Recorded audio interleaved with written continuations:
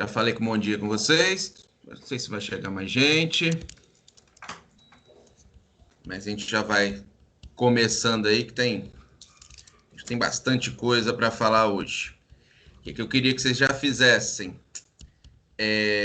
Bom, vamos começar falando da NR18, né? E eu queria que... Deixa eu compartilhar minha tela aqui. E eu queria que vocês já baixassem a NR18 aí. Vocês irem acompanhando junto comigo, né? Estão recordando aí onde que vocês baixam nessa essa NR18. Deixa eu voltar aqui.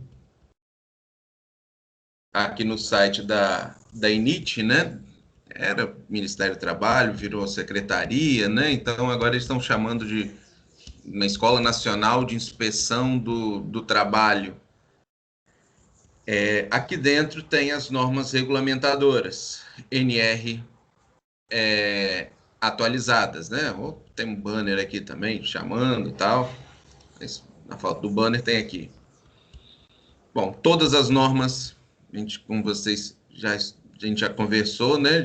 Estão aqui nesse site, todas as NRs, inclusive a NR18, que a gente vai começar a estudar ela hoje. Bom, NR18. Por que aparece duas e aqui está falando texto vigente?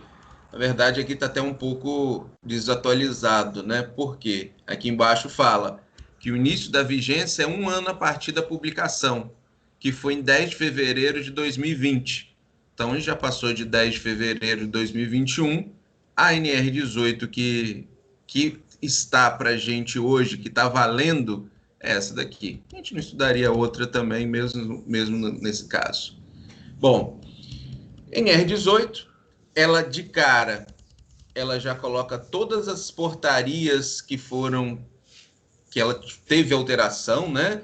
Desde lá de 78, na primeira publicação dela, até o ano passado, fevereiro de 2020. Eu cheguei a comentar isso aqui com vocês na época, quando a gente estava começando, né? Lá em fevereiro, ó, que criou uma nova... A NR18, ela modificou consideravelmente, né? Mas a essência dela continua, que é o mais importante. A essência dela continua, que é fazer segurança na construção civil. Que vocês... Já vou passar o trabalho que vocês vão ter para ela. Vocês fizeram um projeto daquela casa em dupla, né? Junto com a professora Isabel. Essa última casa que já falaram com vocês, que a gente vai usar ela no 4º ano também. Então, o que a gente vai ver para essa construção? O que a gente tem que obedecer dentro da NR18? Principalmente, a primeira parte do trabalho de vocês vai ser a instalação do canteiro de obra, o projeto da instalação do canteiro de obra. Então, a partir do momento que eu vou explicando para vocês a NR18, vocês já vão assimilando, entendendo aquilo ali, e em determinadas partes eu falo assim, olha, isso aqui vai ter que conter no trabalho de vocês, tá? Então, um trabalho que vocês vão manter essas duplas que vocês estão trabalhando lá com a Isabel. Vocês têm um terreno, né? Então, a gente já vai começar a pensar na construção desse projeto que vocês fizeram, né? Não sei se já falaram isso com vocês, mas para o ano que vem, vocês vão fazer o projeto elétrico dele, vocês vão fazer o projeto estrutural dele, vocês vão fazer o projeto de hidrossanitária dele, esgoto e água fria, e vocês vão fazer a planilha orçamentária dele. Então, eu estou incluindo também que esse ano vocês vão fazer o canteiro de obra deles. Ah, assim, mas tá, vou fazer o canteiro de obra e a gente vai usar para frente? Vai. Lá no quarto ano, ainda esse ano, né? A gente vai precificar esse canteiro de obra que vocês já desenvolveram agora. Então, vai ser um projeto que vocês vão fazer que ele vai servir também para o 4º ano. Então, já começa essa dupla de projeto.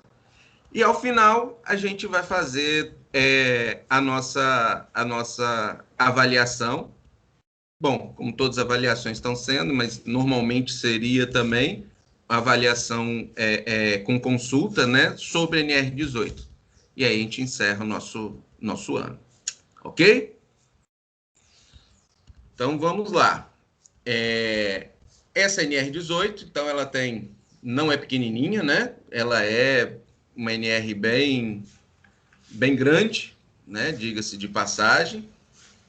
A gente vai estudar boa parte dela. Eu vou deixar vocês preparados para entender essa NR, que é o mais importante. Vocês precisam entender ela.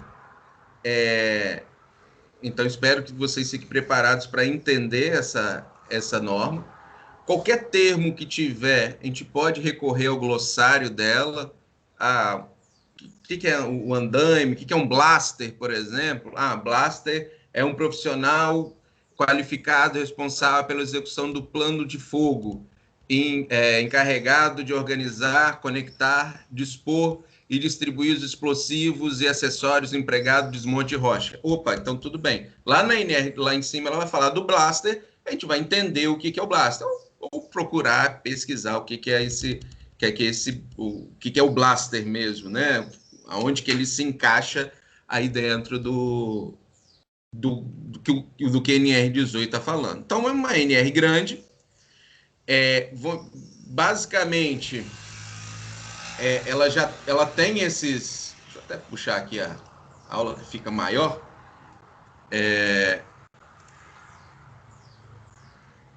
Então, ela tem o sumário dela. Então, a gente vai estudar o objetivo da NR, o campo de aplicação dessa NR, quais são essas responsabilidades, o que é o programa de gerenciamento de risco, né? Mudou de nome, era PCMS, não, era PCMAT, passou a ser chamado de PGR, né? Com a sigla, era Programa de Construção, Meio Ambiente e Saúde da Construção Civil. Agora já chama Programa de Gerenciamento de Risco. Então, toda a obra, a gente vai ver em que condições que a gente precisa fazer esse gerenciamento de risco, quem são os profissionais que vão poder elaborar esse gerenciamento de risco, o técnico de edificações, nesse caso aqui não, seria mais o técnico de segurança do trabalho. Tá? Vamos falar sobre as áreas de vivência na construção, canteiro de obra, aqui que vai estar o núcleo do trabalho de vocês. O trabalho de vocês dentro do gerenciamento, dentro de que a gente vai pedir, que é o trabalho que vai ser em dupla aí, a instalação desse canteiro de obra, essa área de vivência, tá? A gente vai ver que a gente precisa de instalações elétricas. Hoje está muito melhor, mas se você entra numa obra que ela não tem cuidado nenhum com a segurança, a gente vê fio espalhado, mal dimensionado, com risco de incêndio. Então, a NR18 ela pega uma parte de eletricidade, né, de instalações elétricas, e fala assim, olha, mesmo na provisória você tem que fazer projeto. Então, existem os projetos das instalações elétricas provisórias. E se preciso fazer isso no trabalho? Não, vocês não aprenderam ainda a fazer projetos de instalações elétricas, não é o nosso foco. Mas vocês têm que entender que vocês precisam ter isso dentro de uma obra. Vai falar sobre cada etapa de obra e a segurança dentro de cada etapa, começando desde a demolição, né? Passando pelo desmonte de rocha, fundações, os cuidados que a gente vai ter com as fundações, por que a gente se preocupa tanto com a segurança de fundações e escavações, desmonte de rocha, né? Então a gente vai buscar isso aí. Escadas, rampas e passarelas. Então, como que tem que ser essa escada dentro de uma obra? Como é que tem que ser essa rampa? Como é que tem que ser essa passarela? Ela tem aberturas, mas é a mesma coisa que eu elaborar uma escada lá na arquitetura? Não vai ser isso, né? Não é que vai fazer cálculo de degrau, não é nada disso. Ela pode ser de madeira, mas ela tem que ter um corrimão, Ah, mas e abertura, né, de no máximo 10 centímetros? Não precisa. Você precisa de ter corrimão que vai te servir de guarda-corpo. Eu não estou pensando que vai ter uma criança ali que vai sair por aquele buraco da escada. Né? Percebo que essa é uma diferença. Né? E a própria NR18 ela fala: você tem que ter controle de quem entra dentro da obra. Já me bate e fala assim: poxa, se eu preciso ter controle para ver quem tem acesso à minha obra, eu preciso fazer um controle de acesso. Ah, como é que eu faço controle de acesso? Através de tapume, cercando a obra toda, né? Colocando, de repente, uma guarita para obras com mais de maior vulto, para botar um vigilante ali, um porteiro ou coisa desse tipo. Medidas de proteção contra queda em altura, máquinas, equipamentos e ferramentas, os cuidados gerais que a gente precisa disso, ter movimentação e transporte de material de pessoas, elevadores na obra, quais são os tipos de elevador e como ele tem que ser montado e quais são os cuidados que devemos observar com a montagem desses elevadores. Andaimes, plataformas de trabalho, que tipo de andaime eu vou poder utilizar em cada situação, quais são os cuidados que eu posso ter. Estou fazendo um andaime tipo torre, eu preciso ter guarda-corpo desse andaime, o meu funcionário ele precisa estar com cinto de segurança em cima desse andaime, esse andaime ele tem que ter o piso ou ele pode ficar meio que né, em cima ali daquele andaime de qualquer forma. Então a gente vai ver que precisa de um rodapé, precisa de um piso, precisa de um guarda-corpo, tudo isso para dar mais segurança ao trabalhador. Sinalização de segurança, e tem vários tipos, são modelos de sinalização. Capacitação, cursos que a gente tem que fazer, né? Então, dentro da NR18, cada NR tem um curso específico e aí vai falar qual é a ementa desse curso. Serviços em flutuantes, né? Quando a gente pensa em flutuantes, a gente está fazendo fundação de pontes. É uma característica para a gente começar a entender esses serviços em flutuantes. Disposições gerais, transitórias, eu tenho um anexo com capacitação, né? Qual o conteúdo programático, que capacitação é essa, e o outro anexo com cabo de aço e fibra sintética, né? Os modelos de fibra, os cuidados que a gente precisa ter com essas fibras. Então, nessas 3 aulas, deixa eu confirmar aqui com vocês.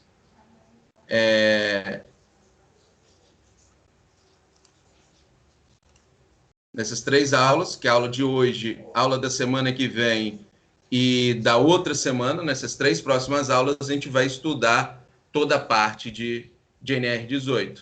Né? Na outra semana, a gente faz nossa avaliação e na última semana fica para qualquer tipo de recuperação que precisa ter aí, inclusive de MIBESs anteriores também, cada um pode fazer essa avaliação. A escola pediu para deixar essa última semana para fazer só recuperações gerais. Beleza? Então, continuando aí, a gente já sabe, já deu um panorama geral do que a gente vai estudar com a NR18. A gente passa para o objetivo dela. Então, objetivo tem como objetivo estabelecer diretrizes de ordem administrativa. Então, eu botei o texto na íntegra aqui, a maioria dos textos eu vou colocar na íntegra, a gente vai tirando o que é importante para a gente ou não. Estabelecer diretrizes de ordem administrativa, de planejamento e de organização, que visa a implementação de medidas de controle de sistemas preventivos de segurança nos processos, nas condições e no meio ambiente de trabalho da construção. Bom, esse é o objetivo da norma, né? Fazer segurança, fazer sistemas preventivos de segurança nos processos, nas condições e no meio ambiente de trabalho da construção civil. Campo de aplicação dessa norma. Antes ela colocava uma atividade grande para a gente, então a gente consegue entender que era tudo. Nessa nova versão da norma, ela já coloca o seguinte: olha, seção F do Código Nacional de Atividades, tudo relativo à construção civil, então o CNAE. E aí fala demolições, reparos, pintura. Ah, eu estou fazendo uma pintura dentro de casa, eu preciso obedecer NR18? Sim. Ela não está falando que ela não precisa na pintura. Ela não coloca tamanho de área mínima que se obedecer para você obedecer NR18. Então, aquela escada que a gente coloca aqui dentro para fazer a pintura de um apartamento, que pode se passar uma coisa, ser coisa banal, o profissional, todo tipo de serviço, ele precisa se passar por um crivo de profissional habilitado, por menor que ele seja, né? É da nossa área, é da edificações, é da engenharia, né? Então, tem que ter esse profissional habilitado. Ah, nesse caso, então, Gessi, pode ser um técnico? Pode ser o técnico. Né? É o nicho do técnico, as reformas, é um nicho, as manutenções são nichos do técnico de edificações. Então, o técnico de edificações ele pode pegar esse tipo de trabalho, assim como projetos, mas está falando de obra, né? Até executar uma obra, o técnico de edificações tem essa habilidade. E aí a gente fala atividade de demolição, reparo, pintura, limpezas, manutenção de edifícios em geral e de manutenção de obras de urbanização. Então, tudo relacionado à obra, em qualquer nível, temos que obedecer NR18. Né? Então, o primeiro item que fala lá de responsabilidades, né? O item 18.3 fala de responsabilidade. Bom, que responsabilidade é essa? Fala da organização da obra. Então, eu preciso, de cara aparece para mim, está na primeira página da norma, vedar ingresso ou permanência de trabalhadores no canteiro de obra, sem que estejam resguardados pela medida prevista dentro dessa NR. Ah, então eu tô com uma obra, o tiozinho ali da esquina gosta de obra, entrou dentro da obra e se acidentou.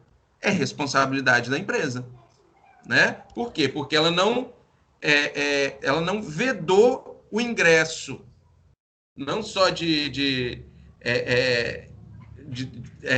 dos trabalhadores, mas também a pessoas externas a essa obra.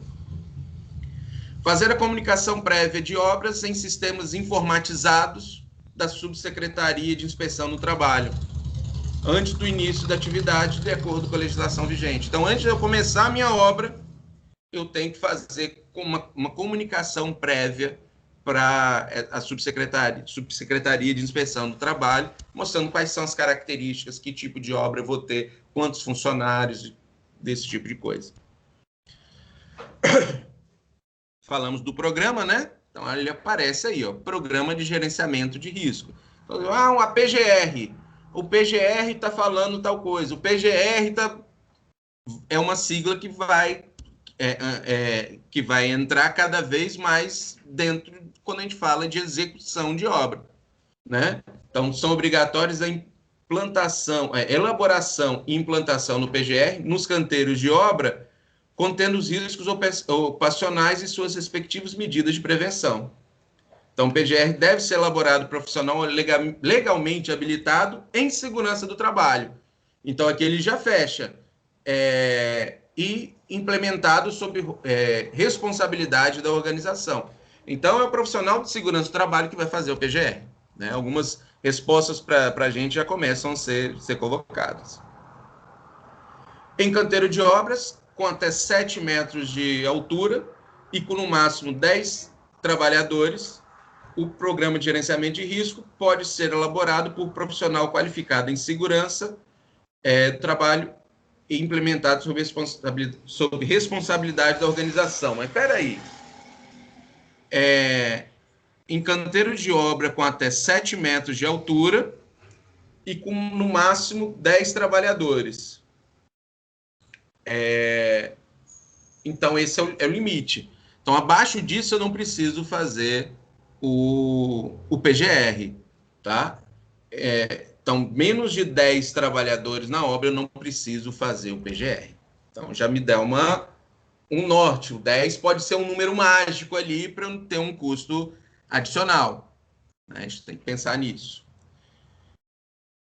O PGR, além de contemplar as exigências previstas na NR1, né, que a gente viu lá, deve conter os seguintes documentos: projeto da área de vivência do canteiro de obra e de eventual frente de trabalho, em conformidade com o item 18.5 da SNR. elaborado por profissional legalmente habilitado. Né? Então, a gente precisa que esse item... eu preciso desse projeto da área de vivência, deve constar dentro desse plano de gerenciamento de risco. Preciso, além disso, do projeto elétrico das instalações. Lembra que a gente falou? A norma vai detalhar esses projetos elétricos, do que ele tem que ter, cuidados que ele tem que ter e tal. A gente não vai entrar muito nesse aspecto, mas ela deve ser consultada. Você deve entender que ela precisa ter um projeto e um projeto para ser executada aquela obra. Né? Não é que vai precisar de estar 100%, vou ter que abrir parede para colocar a instalação elétrica provisória. Não. Eu vou ter que colocar quadros com... Não é isso que a gente fala. Mas colocar as condições mínimas. Eu posso ter um quadro externo reaproveitado ali, mas que me dá a condição de uma pessoa encostar nele e não tomar choque, por exemplo. Né? Então, por isso a necessidade de fazer o projeto, de ter vários circuitos dividindo, ter cabos bem dimensionados, né? Não ter fio solto pela obra, é o mínimo que a norma coloca. Então, eu preciso desse projeto das instalações elétricas provisórias. Projetos elétricos, projeto de sistema de proteção coletiva, elaborado por profissionais legalmente habilitados. Então, ele está pensando quais são as proteções coletivas que você vai ter naquela obra. Seja na serra circular, proteção coletiva que eu vou ter naquela obra, na hora que fecha ali o mecanismo de proteção da lâmina dela, eu vou colocar isso dentro do meu PGR. Meu guarda-corpo provisório nos andares superiores, eu vou colocar isso dentro do meu PGR, vou detalhar ele dentro do meu PGR. E relação dos equipamentos de proteção individual. Tem que usar capacete, tem que usar luva, tem que usar óculos, tem que usar máscara em determinadas atividades. Isso vai estar no PGR detalhado ali. Então, as empresas contratadas devem fornecer ao contratante o inventário de riscos ocupacionais específicos de suas atividades, o qual deve ser contemplado no PGR do canteiro de obra. Mudando de item também, vamos lá para o item 18.5, área de vivência. Bom, como é que tem que ser essa área de vivência? O que é essa área de vivência? Né? Vamos colocar assim, instalações sanitárias, vestiário, locais para refeição e alojamento. Quando tiver trabalhador, obviamente precisa de um alojamento na hora que tiver trabalhador que vai pernoitar ali naquela obra. Né? Eu não preciso de um alojamento simplesmente para ele descansar no horário de almoço. Não é isso que a norma coloca. A norma coloca que se tiver trabalhador que vai dormir ali, eu preciso ter o alojamento e existem regras para esse alojamento.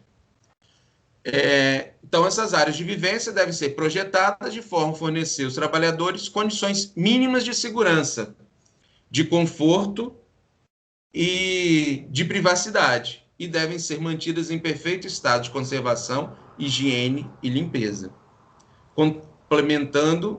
contemplando as seguintes instalações, né? Então, que a gente já falou aqui.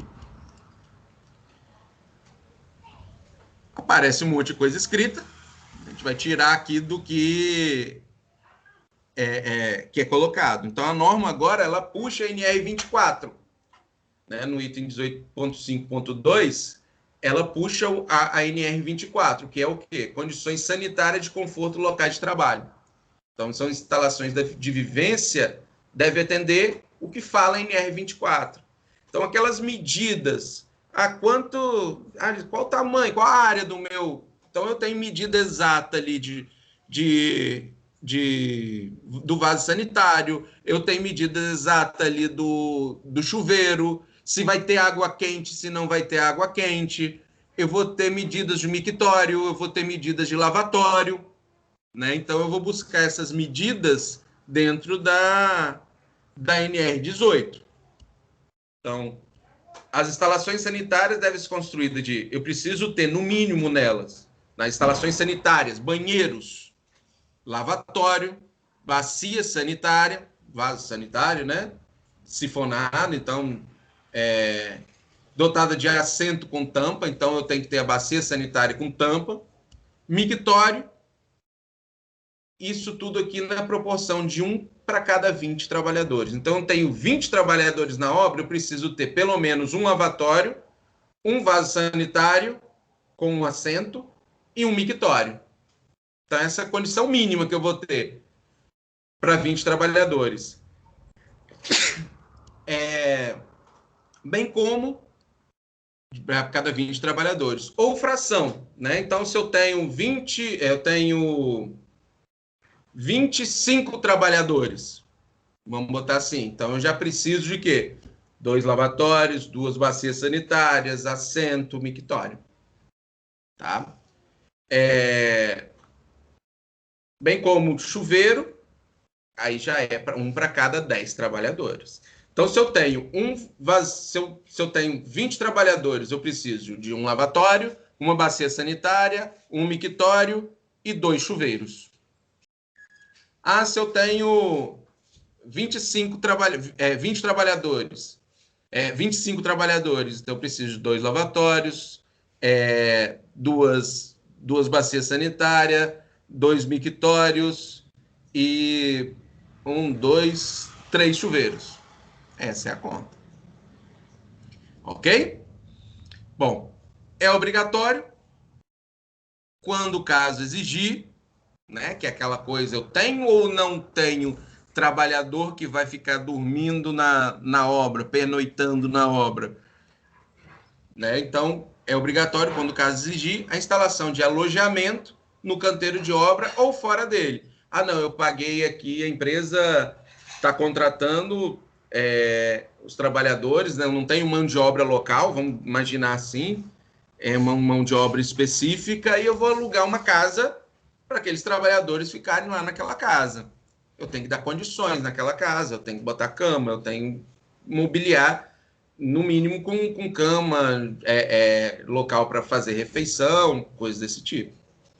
Então, é obrigatório nessa instalação, nesse alojamento, eu preciso ter o seguinte: cozinha, quando houver preparo de refeição, local para a refeição, instalações sanitárias, preciso ter banheiro, preciso ter lavanderia, dotada de meios adequados para higienização e passagem de roupas, né? Então tem que ter um tanque ali com ferro elétrico, com uma tábua de passar, uma mesa para ter lugar de passar a roupa. E preciso da área de lazer para recreação dos trabalhadores alojados, podendo ser utilizado o local para refeição. Aí quando a gente fala área de lazer para esses trabalhadores, nada mais é do que você botar uma televisão, né? Não preciso pagar um clube para ele ir, não é isso. Mas dar condições mínimas para ele ter ali um lugar para ele sentar e ter um certo conforto ali, né? No mínimo uma televisão ou coisa desse tipo aí para atender esse item da norma. Então aí a gente parece aí, ó, os banheiros, percebam que os banheiros podem ser de madeira, né? Eles são provisórios, então eles podem ser de madeira. Aqui ele já está com um acabamento melhorzinho um pouquinho, né? Já está com de PVC, né? Que é aquelas instalações provisórias que tem reforçado com PVC, possivelmente um container ou coisa parecida. Tenho aqui tá vendo a divisão? Os banheiros têm que ter suas divisões, né? Preciso ter portas. Aqui não aparecem as portas, mas necessariamente eu preciso ter portas, eu não posso deixar isso aqui aberto, e o chuveiro pela mesma linha. Então, são condições mínimas que aqui a gente coloca intempéries, tem que ser fechado. Mas vai fechar com o quê? Pode ser madeira. Pode ser, mas fica um fedor danado. Como é que eu vou lavar esse banheiro? Banheiro de canteiro de obra. Né? Então, a construtora vai pegar o que for mais barato para ela. Ela pode pegar mais barato, ou se ela decidir, não, eu quero dar um conforto melhor para o nosso trabalhador, ele vai investir num banheiro provisório maior. Mas tudo é investimento. Até quanto de investimento, o que se pode investir para fazer um banheiro? A NR ela coloca que condições mínimas. Eu preciso ter proteção com tempéries e piso antiderrapante. Piso antiderrapante o piso antiderrapante não está falando que tem que ser uma cerâmica, né? Pode ser um piso de concreto ali, um concretado, né? Então pode atender. Chuveiros, né? Devem ser de metal ou de plástico individual, o coletivo com água quente. Se forem elétricos, deve ser adequadamente aterrado, por aí vai. O espaço mínimo destinado ao usuário de cada chuveiro deve ser de 0,8 metros quadrados de altura e altura de 2,10 metros. Piso na área dos chuveiros devem ser cimentado, que assegure o escoamento da água. Então, não pode ficar ali com aquela água no pé, né? Pensa que isso é um banheiro coletivo. Então, se usa muito esses tipos de tablado para levantar um pouco, para essa água não ficar ali no pé do trabalhador. Para cada chuveiro deve ter um suporte para sabonete, cabide para toalha.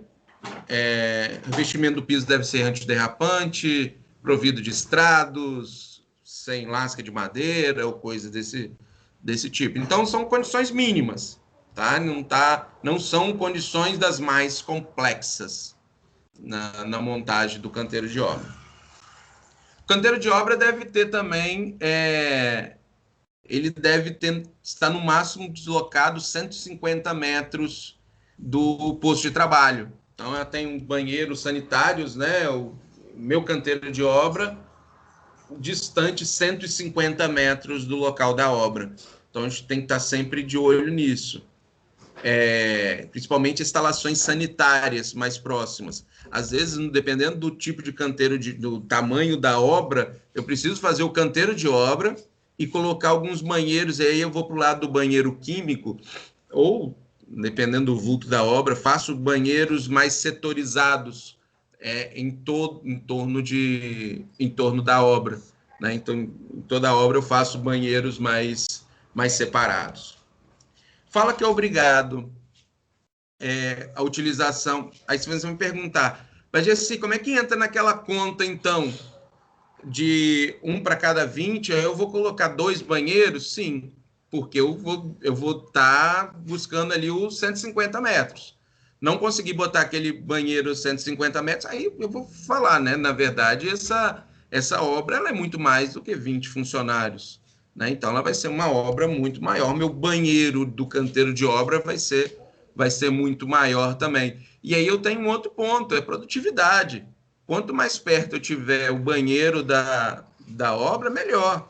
Meu funcionário sai, vou no banheiro. Ele vai andar ali 1 quilômetro para chegar no banheiro. Olha o tempo que ele perdeu ali só de deslocamento, né? Então, a norma garante 150, mas por inteligência, as construtoras já colocam isso mais perto. Quanto mais perto for, é melhor para o trabalhador e para a produtividade dele.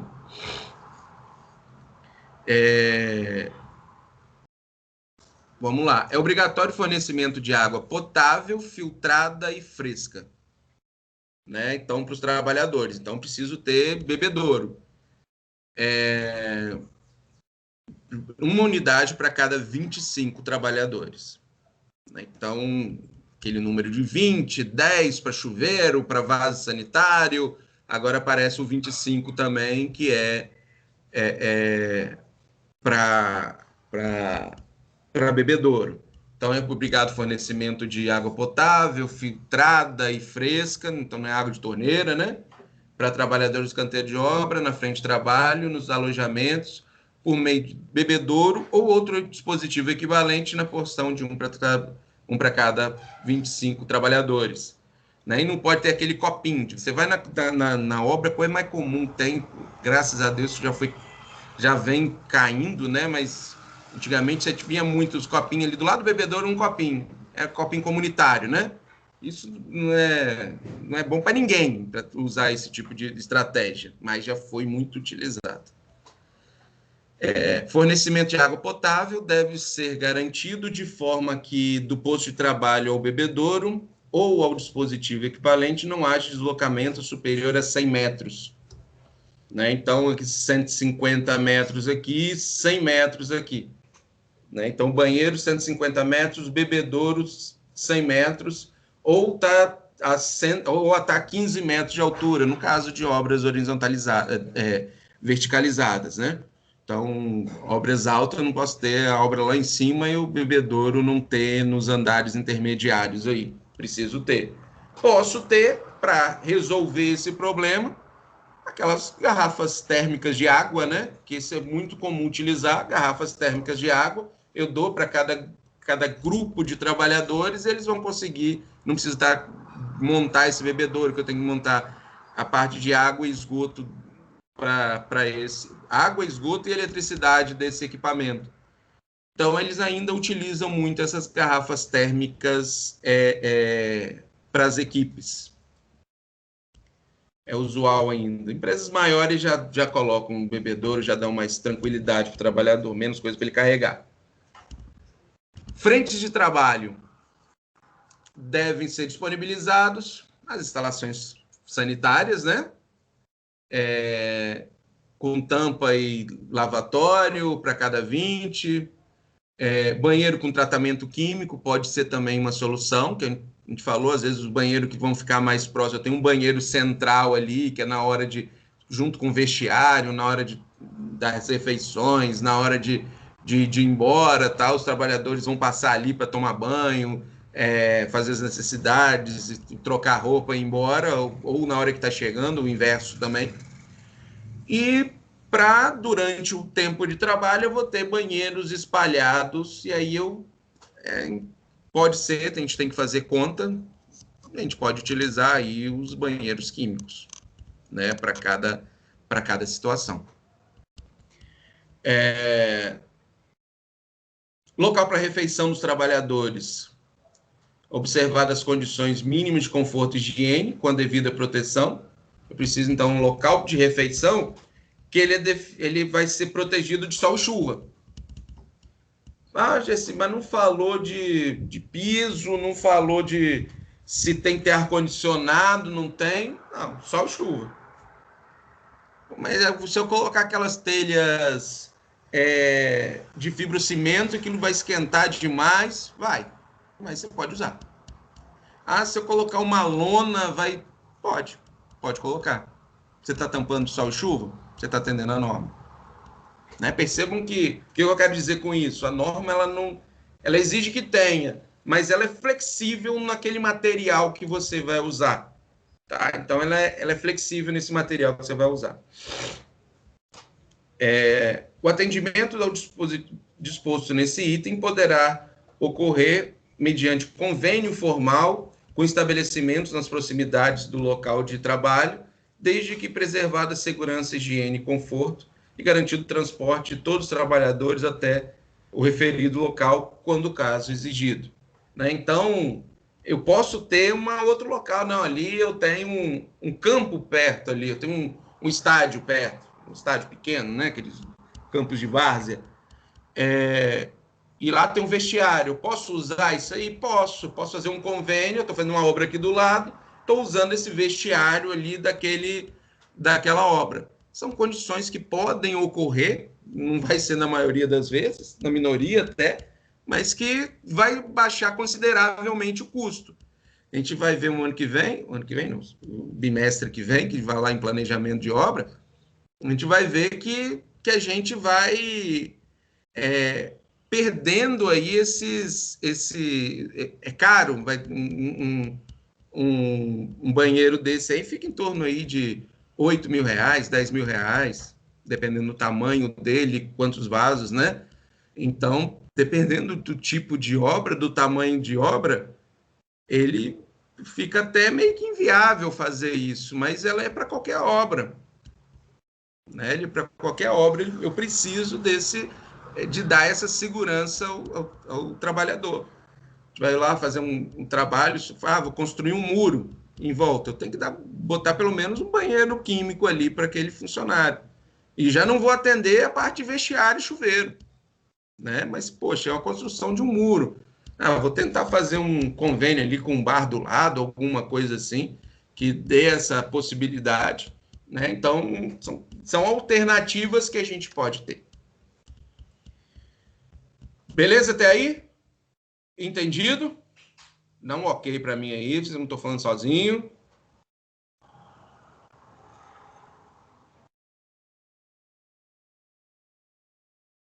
Beleza.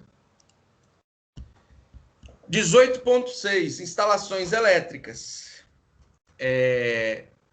Bom, instalações elétricas, o que a gente tem que falar? Não vou detalhar isso para vocês, mas vou deixar claro que precisa ter o quê? Um projeto elétrico. Né? De toda a NR que está aqui, de todos os itens da NR, eu vou falar o seguinte, precisa ter um projeto elétrico.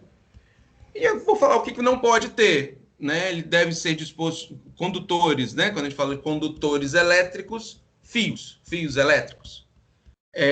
Ser disposto a não obstruir a circulação de pessoas e materiais. Então, aqueles fios passando na hora, parecendo um varal, né? Aí você chega, a pessoa tem que ficar baixando para passar, isso não pode. Está protegido contra impactos mecânicos, então não vai passar nada ali que isso aí vai sair puxando e aí né, pode ser uma tragédia aí. Então ele vai ser protegido contra impactos mecânicos, umidade, contra agentes capazes de danificar a isolação, alguma coisa que possa arranhar ele. A isolação, o que vai ter ali? O fio carregado, né? Choque. Possui instalação em conformidade às normas técnicas nacionais vigentes, fala muito da NR10, tá aqui, ele fala da NR10.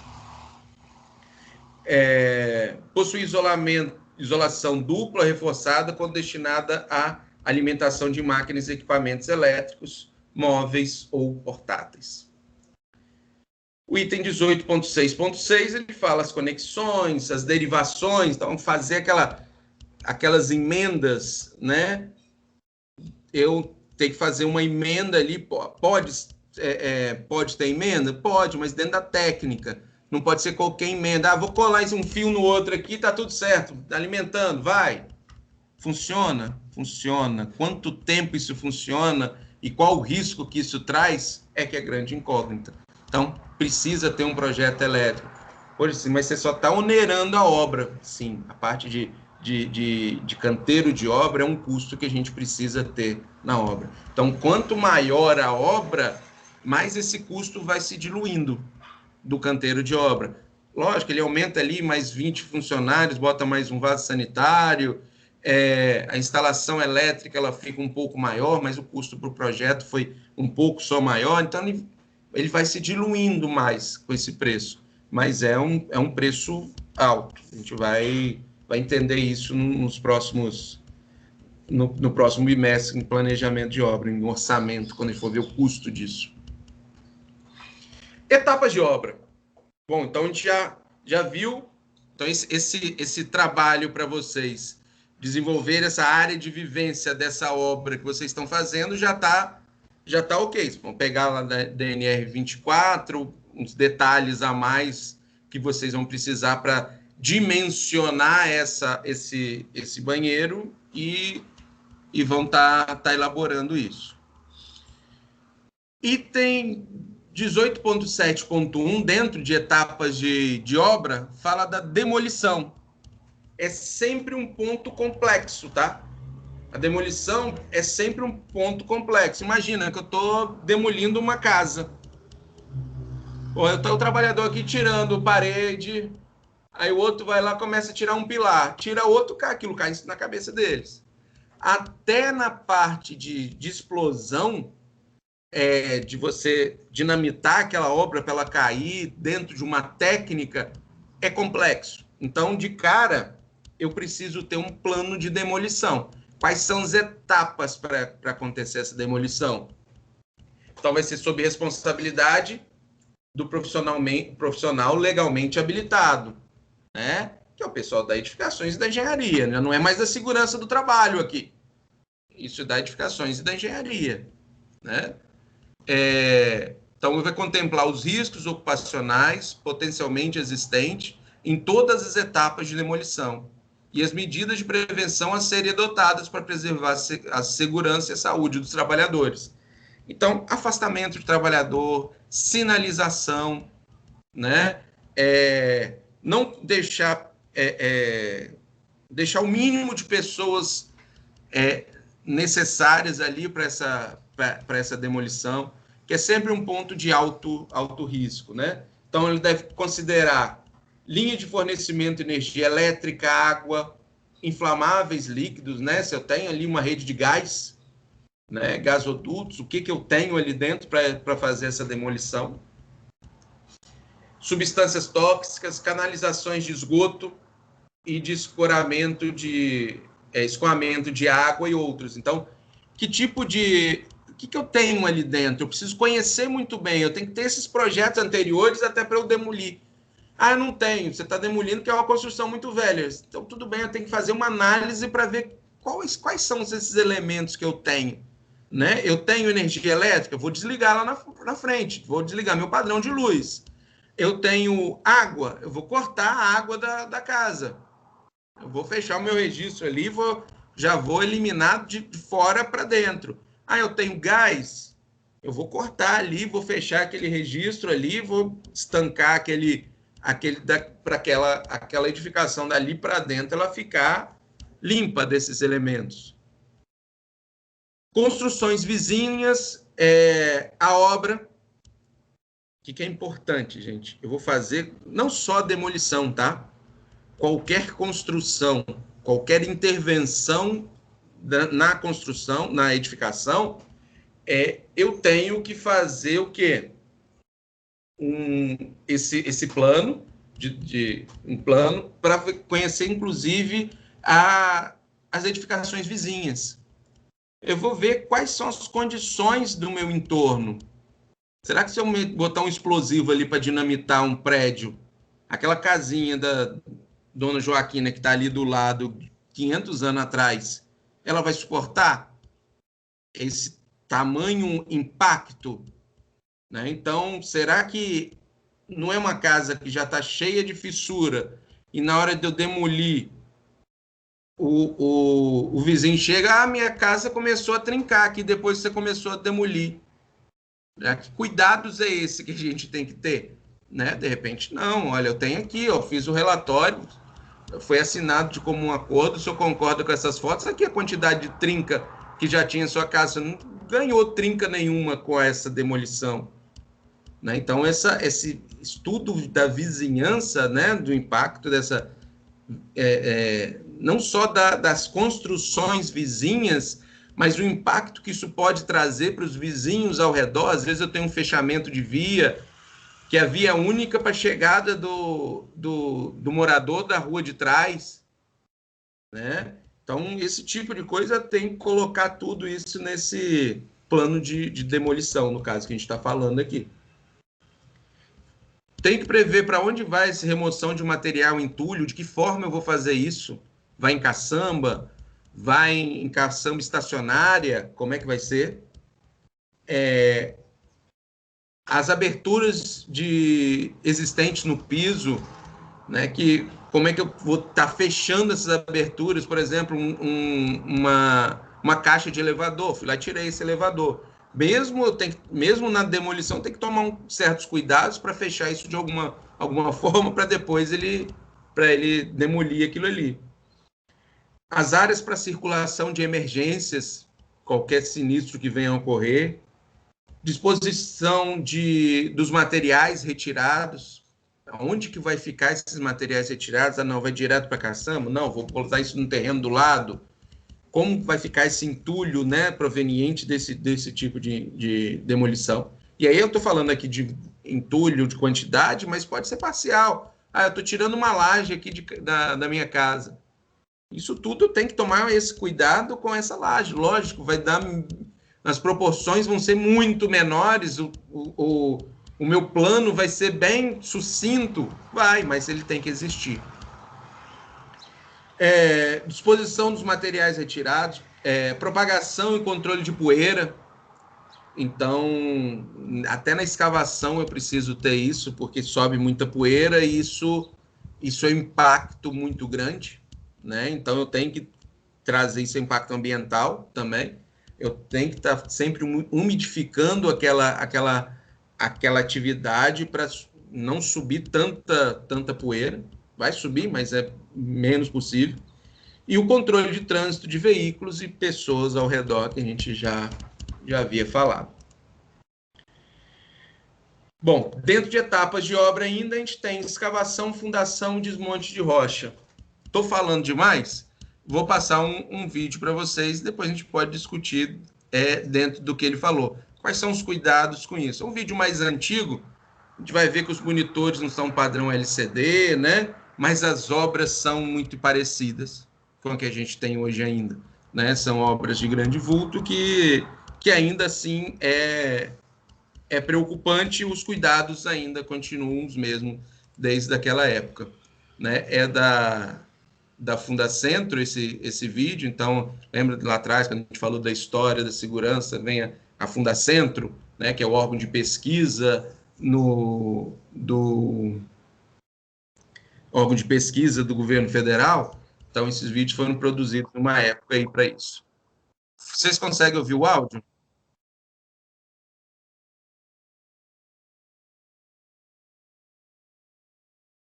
Não. Não estão ouvindo o áudio? Deixa eu ver se eu tenho alguma configuração aqui que eu tenho que fazer para passar isso. Compartilhamento de tela.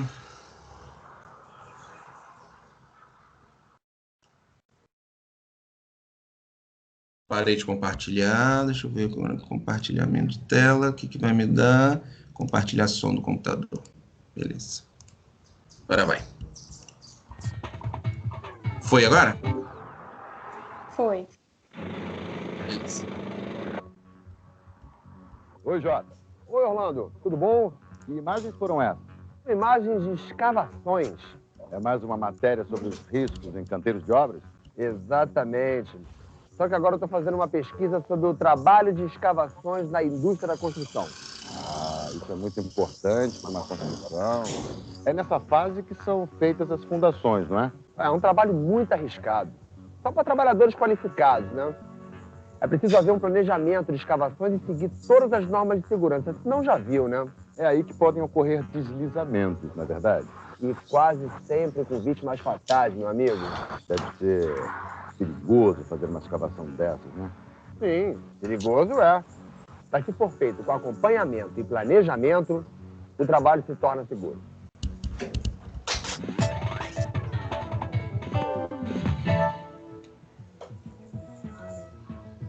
Todas as construções, para se firmarem no chão, precisam de bases.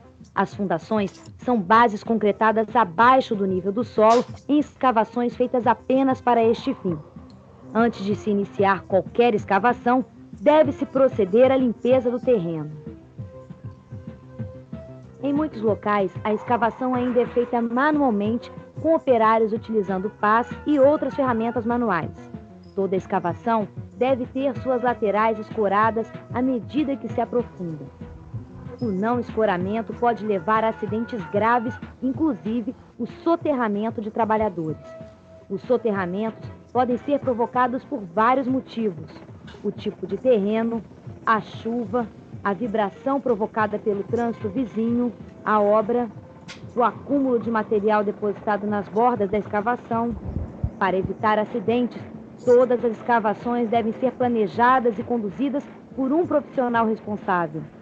Hoje em dia, existem equipamentos modernos para substituir o homem nas operações mais arriscadas, como as escavações. Por isso, sempre que possível, esta deve ser uma operação realizada por máquinas.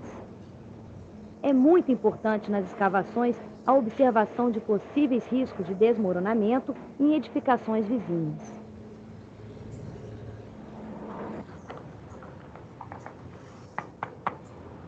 Alô, Orlando.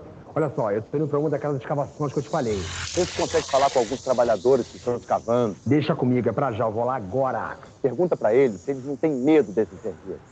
Essa pergunta é a tua cara, né? Falou em medo, é contigo mesmo. Deixa comigo que eu vou lá agora. Tchau. Tudo bom, companheiro? Tudo bom. Qual é o seu nome? Valmir Antônio Grando. Valmir, qual é a sua função aqui nessa obra grandiosa? Aqui eu sou chefe de túnel. Valmir, me explica uma coisa. Você não tem medo de trabalhar com escavações? Ainda mais uma escavação assim, com essa dimensão? Medo a gente sempre tem, né? Eu acho que todo o trabalho que a gente faz na vida, a gente sempre tem medo. Mas aqui a gente tem um projeto, a gente acompanha esse projeto. Durante o processo de escavação, quando a gente já está escavando, durante o processo, e automaticamente esse perigo, essas coisas, já vai sendo eliminado. Tião, qual é a tua função aqui na obra? Só é feitor de serviço de túnel. E o escoramento daqui? É de qualidade? Como é que é feito o escoramento daqui? Os escoramentos são feitos na base da cambota metálica, escava 80 centímetros, coloca a cambota metálica, são injetados o concreto projetado, aí dá um tempo para puxar aquele concreto, mais 80 centímetros, então aí vai, dia a dia, voltamos atrás, cada 6 metros, fizemos o arco investido, novo escoramento, né, que vai embaixo da sapata da cambota. Mas é isso aí. Ô Ney, as construções no geral, exigem muitas fundações e escavações? Fundação é o sustentáculo da obra. Então, toda obra tem que ter fundações. E todas as fundações geram escavações. Então, a gente tem escavação desde as escavações com fundações mais simples, que são escavações de sapatas, até obras mais sofisticadas. Que tipo de fundação foi utilizada aqui na sua obra? Nós aqui adotamos estacas escavadas, né? Nós temos, foram executadas essas estacas escavadas e com perfis provisórios. Qual foi o tipo de escoramento que foi utilizado nas suas escavações aqui? Aqui nós tivemos que executar parede de diafragma em todo o perímetro da obra. Essa parede de diafragma é justamente para conter todo o talude de terra, para não desmoronar para dentro da área da obra. Quais são as máquinas que você tem aqui na sua obra? Os equipamentos que são utilizados são escavadeiras. Nós vamos ter uma escavadeira lá para acúmulo de material e vamos ter um equipamento para retirada desse material através de um buraco na laje aqui. Embaixo a escavadeira vai acumular esse material e um novo equipamento vai retirar esse material que vai sair da obra através de caminhões. Quais são os riscos que o trabalhador corre nas escavações manuais? Em obras pequenas, existe realmente o risco, porque você envolve diretamente o operário dentro, por exemplo, de uma cava de sapata de fundação. O risco maior é o desmoronamento dessa cava. Então, você tem que ter um cuidado de escavar, ver o tipo de terreno, para fazer contenção dessas cavas de escavação, para você não ter o perigo de desmoronamento, e que, quando acontece, obviamente em cima do operário que está lá embaixo escavando. Mesmo com o surgimento de máquinas modernas, ainda hoje existem trabalhos que só podem ser realizados pelo homem. Nesse caso, o perigo é ainda maior. O soterramento de trabalhadores é uma das principais causas de acidentes fatais na indústria da construção.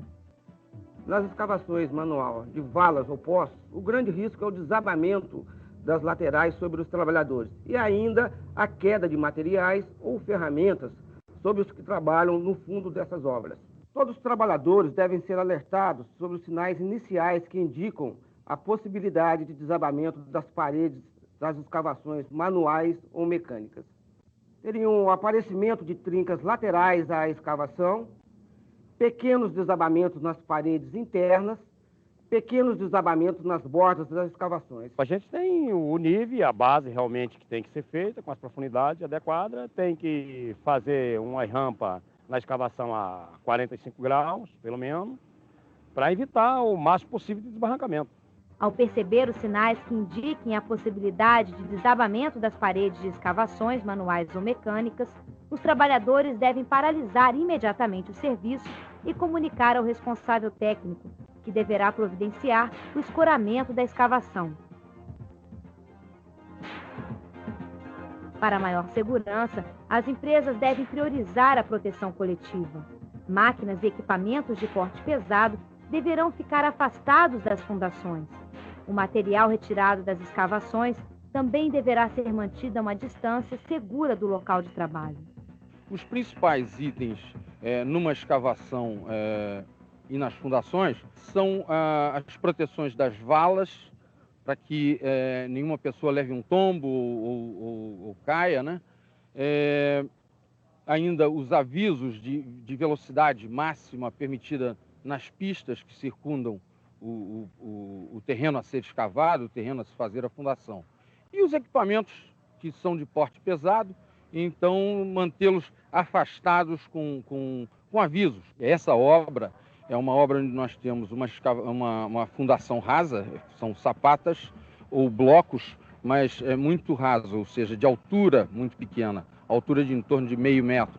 Então não é necessário, nesse tipo de obra, fazer esse escoramento. Mas tem obras onde os desníveis são acentuados, em que daí sim faz esse escoramento do talude, escoramento do material. Realmente é um trabalho que envolve grandes riscos. Mas a gente viu que, obedecendo às normas, o trabalho pode ser feito com segurança. Claro, os trabalhadores têm que estar sempre atentos para reconhecer os riscos.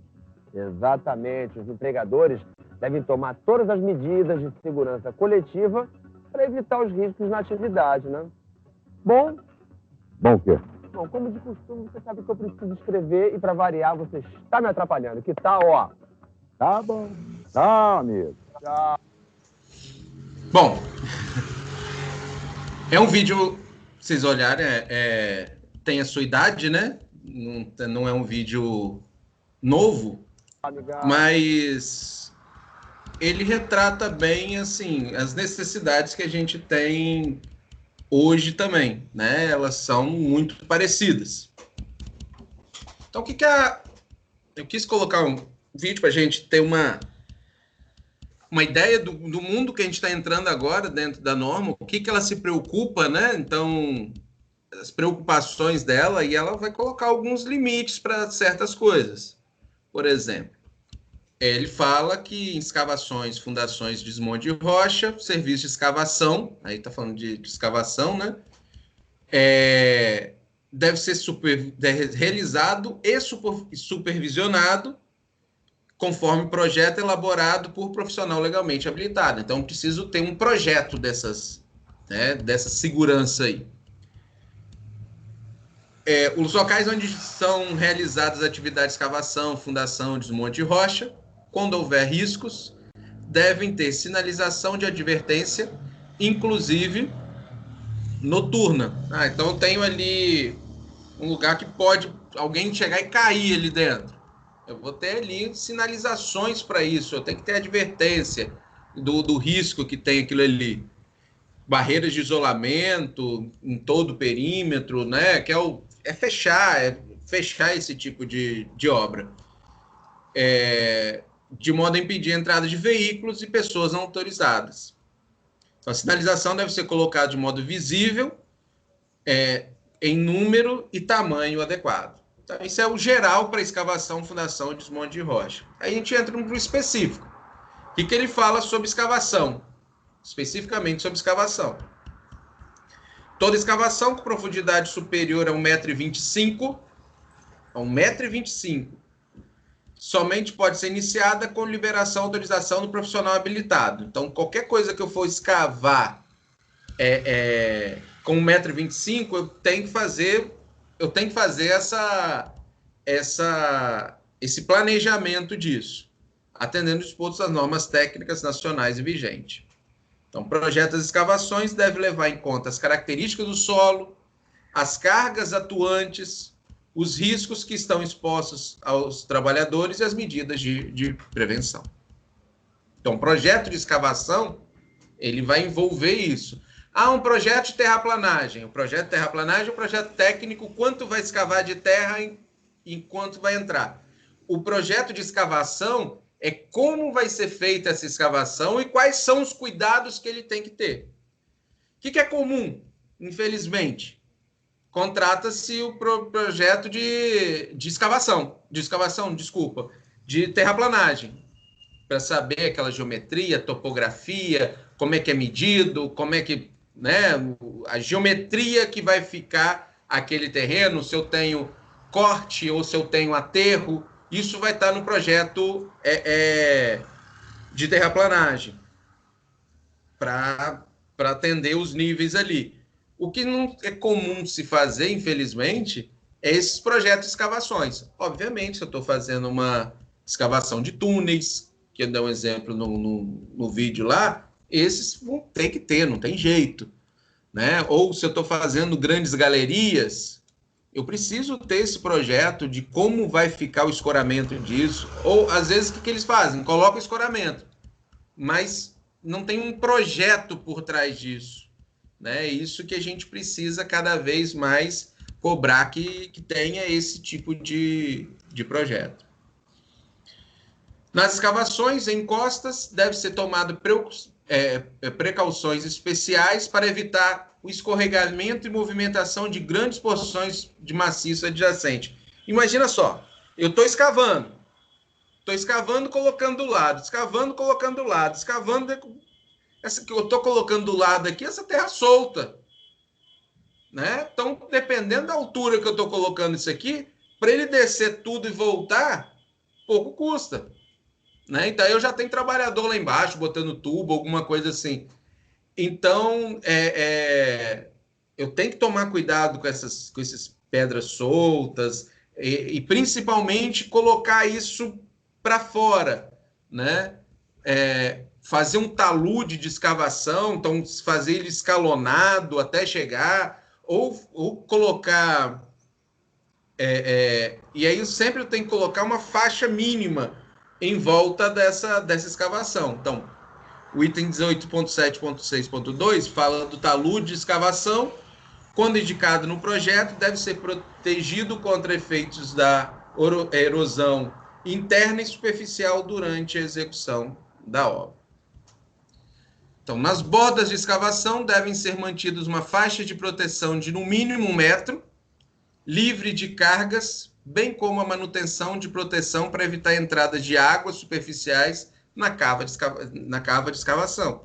Imagina, a chuva aqui está entrando, além da água que está chovendo, a água do terreno todo vai entrando nessa cava de fundação. Então, tem que tomar esses cuidados com o entorno, com essa borda de escavação.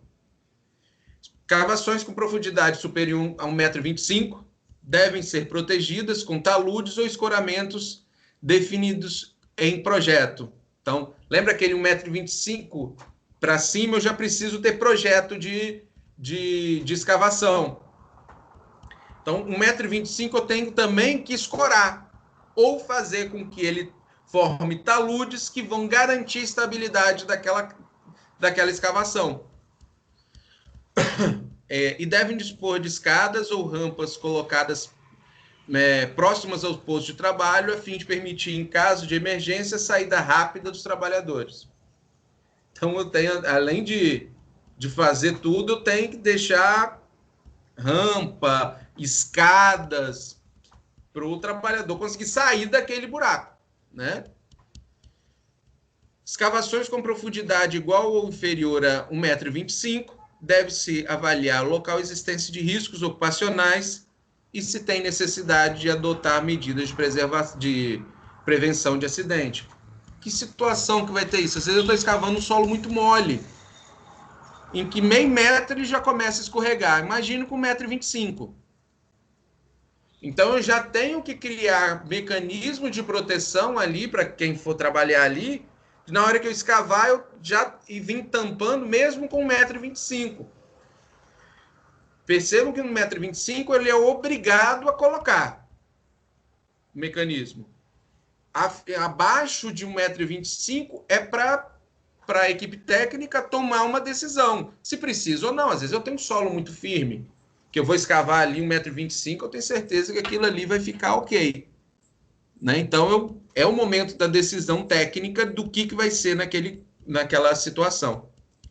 Escavações do canteiro de obra, próximo de edificações, devem ser monitoradas e os resultados documentados, né? Então, tudo tem que ser documentado ali, o que aconteceu, o monitoramento disso aí tem que ser bem anotado. Quando existir na proximidade da escavação cabos elétricos, tubulações de água, esgoto, gás e outros, devem ser tomadas medidas preventivas de modo a eliminar o risco de acidente. Aquilo que já estava no geral, vem e repete aqui embaixo, né? Fala também da escavação. Vamos repetir aquele geral para cada atividade daquela. Os escoramentos utilizados como medida de prevenção devem ser inspecionados diariamente. Então, eu tenho ali um mecanismo que está segurando, vou dar uma analisada, ver se aquilo ali continua segurando antes do trabalhador entrar naquela escavação de novo. Quando for necessário, trânsito de pessoas sobre a escavação deve ser construído passarelas em conformidade com o item 18.8 dessa norma, que já fala sobre passarelas. Então, só para a gente entender aí o universo do negócio, né? Então, eu estou fazendo a escavação aqui, preciso ter escada, eu preciso tomar cuidado com essa altura, preciso tomar cuidado com aonde vai estar disposto esse material. Eu tenho que tomar cuidado do trânsito de veículos, aonde que vai estar. Então, nessa parte de escavação, são os cuidados que a gente tem que tomar. Bom, eu acho que já falou demais. O meu objetivo era falar até aqui em escavação. Então, dentro dessa norma, deixa eu ver aqui o item 7.2, a gente já falou até aqui. 17.2, fala de tubular. Eu não vou falar detalhadamente tudo não, tá, gente? Tá aqui para ser consultada. Estou mostrando para vocês em que parte que está a escavação e pegando principalmente os itens que eu julgo que são mais importantes, né? A gente vai falar aqui também do tubulão, coisas daqui para frente. Beleza? Por hoje eu acho que já tá bom, senão a gente fica falando muito, a aula acaba ficando mais cansativa. Alguma dúvida, gente? Alguma parte aqui que vocês gostariam que a gente detalhasse um pouquinho mais? O que vocês estão esperando? Trabalho?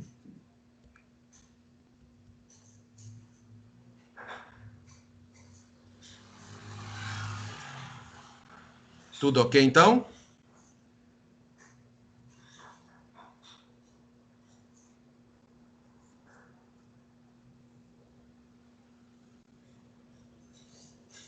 Bom. Então, por hoje eu vou encerrar. Bom final de semana para vocês.